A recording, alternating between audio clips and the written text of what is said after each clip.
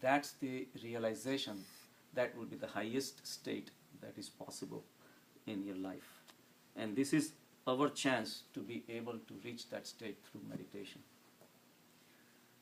So, the life as we know, if we call heartbeats, breathing, and being aware, and all those things as life, it was also proven wrong. I gave an example of Ramananda Yogi in 1957. He conducted an experiment in Calcutta University where he challenged, there was a panel of 10 doctors. In front of those 10 doctors, he stopped his own heart rate, he stopped breathing, and then doctors declared him dead, basically, and then he came back alive. All are basically possible with the help of yoga, but just the mere heartbeats and breathing, if we call life, that's not life is either. So basically we don't know what life is. And that's the whole process of meditation, is to go within and find out what life is. When the life expresses itself from within, we have to go to the source. That's the only way we're going to know the life. Our external help is not really a help to give us the real in-depth knowledge of the life. That because you are alive and life is around everywhere. You see the birds chirping, you see the beautiful colors on the trees, and you see the life everywhere. But we just don't know it because we just take it for granted.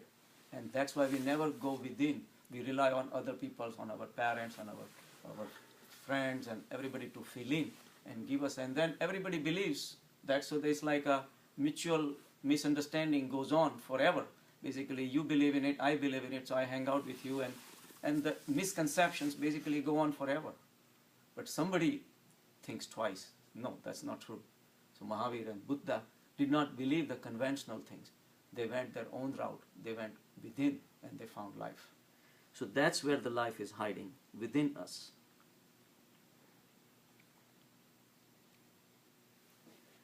So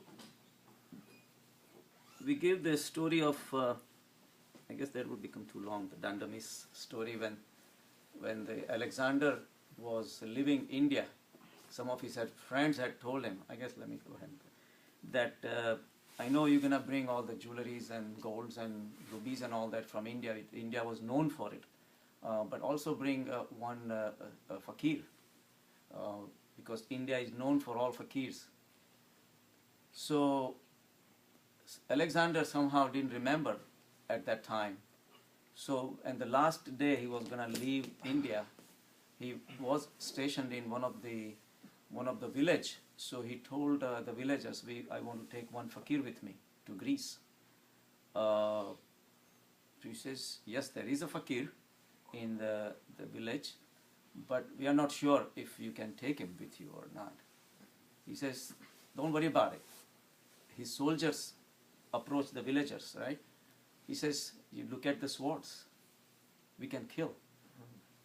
We are so powerful. If we tell the mountains to move, mountains move. They don't question us. We are that powerful. Ego. So he says, the villager says, we realize that, but I'm not sure if that also would work or not. So they approach the fakir.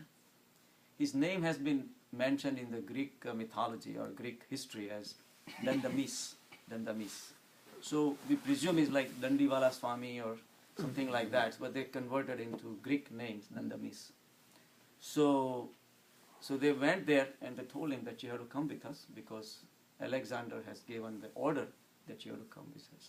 So fakir says, he says, the day I became fakir, I stopped taking orders from people. He says, you don't realize what you're talking about because this is Alexander. We are the soldiers of Alexander. We will kill you. He says, you can kill me. I will not resist, but I will not come with you because I do not want to come with you. So soldiers were really baffled. They had never come across anybody like this.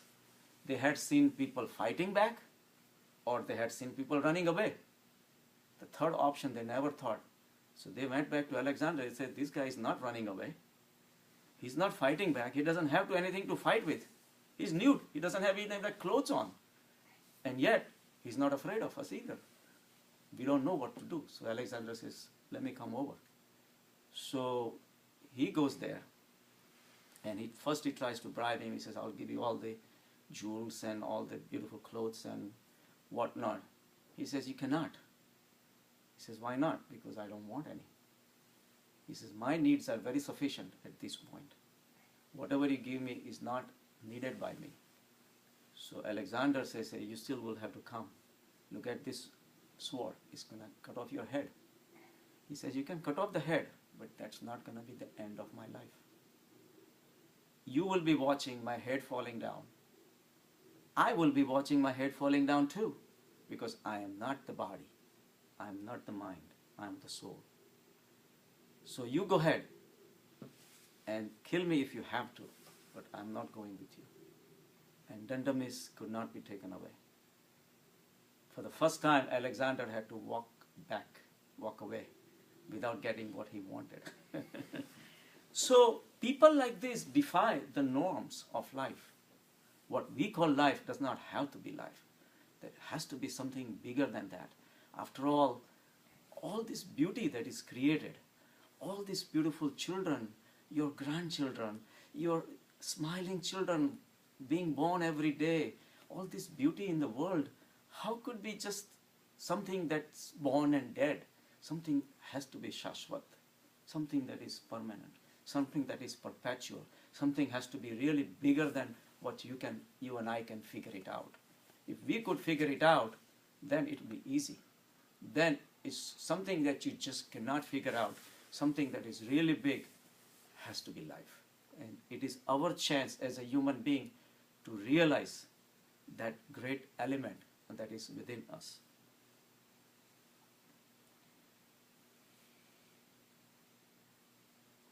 So why do we celebrate birthdays, and why do we make such a big deal about the life we know? Maybe we want to run away from the sufferings after death. We want to probably forget about death, and we want to think that it just does not exist. But death is a reality. If we can look at the death face to face, you remember what was that Eckhart Tolle writes in his book? Remember The Power of Now? Yeah. And he writes that he was almost bankrupt. Yeah. On the last day he was going to die, Commit suicide. he said, I'm going to commit suicide. Now he analyzed this sentence so beautifully. I am going to commit suicide. So he's going to be the doer, right? Doer of the suicide. Suicide is killing of his body. That means me and the body are two separate things. What was the detail? He said, I cannot live with myself. Okay. I cannot Right. live with Myself. Right, exactly. So Something like that. I and myself are two separate things. That's when he got the realization. Exactly. That's when he went into realization. That I am not myself. Right, and he became enlightened. Enlightened by And he that, became a spiritual with leader. his own sentence. Yeah, it's in one sentence analyzed his own life. He says, so when you say I am gonna die, I as a realization that you are the higher self, you cannot die. So it becomes a contradiction. So, but all these are talks until you actually go Do into it, the within self. You don't realize the strength behind this sentence.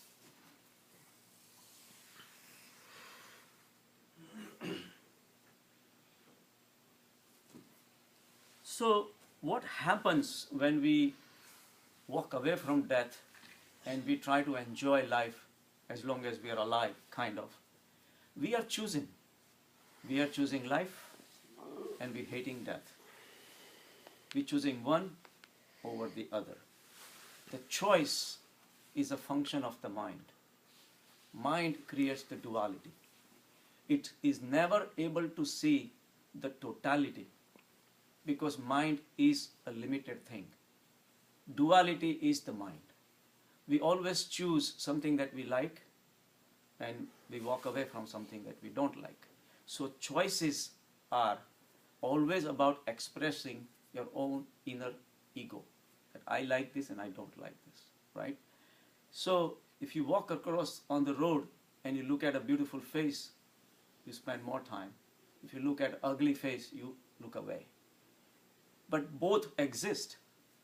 Both exist in the God's kingdom. both have the same right, same basic functions of existence. We never look at the existence. We never look at the whole life from the God's perspective. There was one fakir, he moved into a town and he wanted to worship and meditate every day, and the next door guy was really a rowdy guy. He used to drink till midnight and come late home and making noises and all that kind of thing. So fakir was praying to God. He says, God, can you do something about it? It's interfering with my spiritual practice, and every day I have to put up with this. So God says, I've been putting up with him for 60 years. Why does it bother you? Who are you to decide? Yes. Is not this fakir is supposed to be above everything? That's what it means. Should be, exactly. That's what Exactly. That's That's what what God it is. told him. He's not true fakir. He's halfway fakir. So when we reach to the higher level, all the things become existent. And we also try to compare ourselves with other people. And then we try to change. We try to improve upon ourselves. We try to put in somebody else's molds, somebody else's shoes. He has this much money, I want to have that kind of money. He looks better than me, so I want to look like him. Whatever. How many people want to be like Amitabh, right? or Rajesh Khanna or whatever, right? So we try to change ourselves. We never accept ourselves as we are. So that's another problem that mind is creating for us. So the choices that we have, it's like a flower of rose wants to be a flower of chameli. A rose can never be chameli. That's right. Rose is rose and chameli is chameli. Why can't we just accept whatever we are and enjoy what we are? So that is the beauty of this spirituality. So we are choosing life and running away from death. And those choices makes us suffer. How many people try to stay alive compared to, fakirs may not care, but on an average, how many millions and millions of dollars we spend in finding the cure for this and cure for that and prevention for this and all those things. All these things go on all day long. Ultimately, whole intention is to prolong the life. He says they are very, very close to finding out, Perpetual medicine. life. Right. No, medicine which will never make you old. Right. And that will be the biggest threat to our Mistake. social arrangement. Exactly. You had to come These to people don't die, the other Yeah. people don't get any opportunity. you had to come to me to get it. There's no They room. are working on growing the hairs Right. also. That's the latest one. So decay is equally important. So our attention is always on the past, and we always miss the present moment. The moment which is here right now is bringing you the pleasure, but because you have created some agenda in your life based on your experiences that I want to do this, I want to do this, you're missing the present. So the past has become very important to us, and when we're going to die, we're going to miss the life that we lived. We're going to miss our friends. We're going to miss our relatives. We're going to miss all the money that we made. We're going to miss all the mansions that we built. And then the death is going to pass by, so we're not going to be aware of death. And all of a sudden we'll be born, we'll be missing the birth because we'll be missing the past life. The cycle goes on all the time.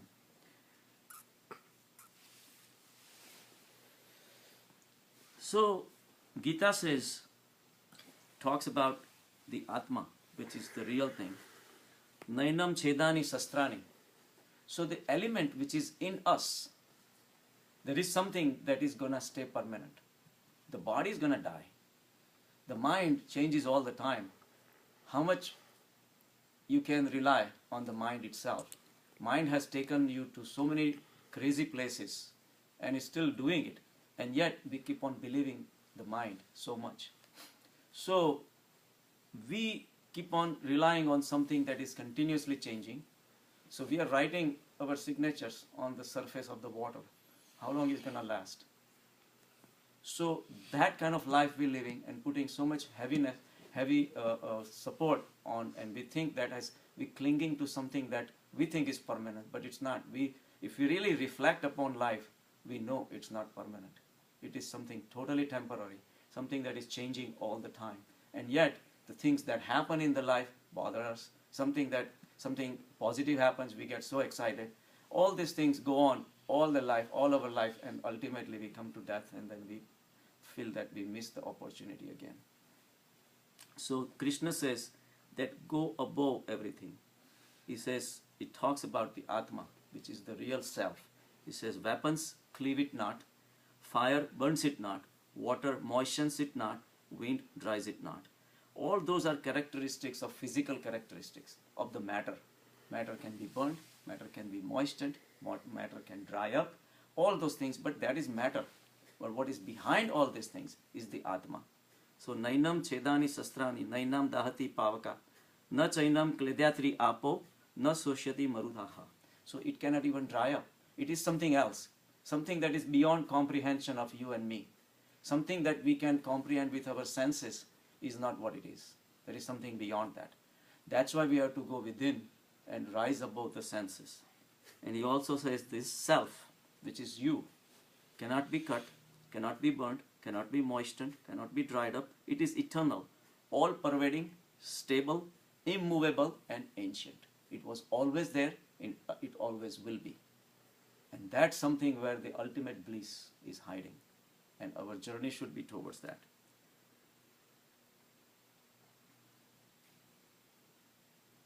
So we have to wake up from this long slumber.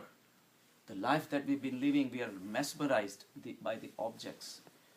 Every time we get fed up with one object, there is always another object ready to take its place. True. The object, there is no scarcity of the objects. Objects are continuously being created, whether it's the people or the objects or the situations.